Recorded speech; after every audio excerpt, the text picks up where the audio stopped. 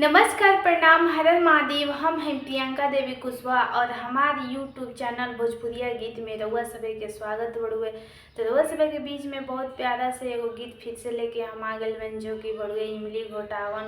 तो अभी तक हमारे चैनल के सब्सक्राइब नहीं कीजिए कैले तो चैनल के सब्सक्राइब, वीडियो के लाइक से जरूर करब जा। तो चलिए जा रउआ सभे के हम गीत सुनावत तनी।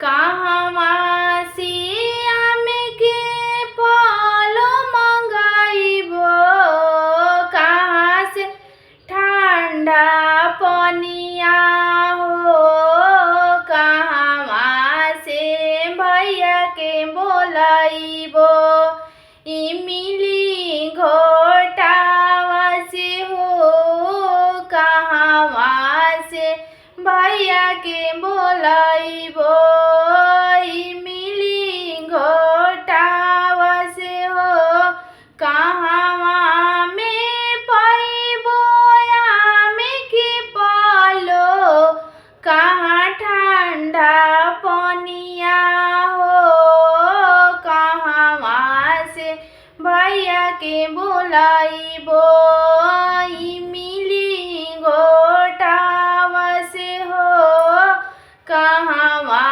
से मामा के बोलाइबो, इमली घोटावा से हो, बगिए पाइबो आमे के पालो, कुआं ठंडा पनिया हो, मम्मी भेजी है अपने भैया, इमली घोटावा से हो, मम्मी भेजी है अपने भैया, इमली घोटावा से हो, कहाँ पाइबो आमे के पालो, कहाँ ठंडा पनिया हो, कहवा से भैया बोलाइबो, इमली घोटावा से हो,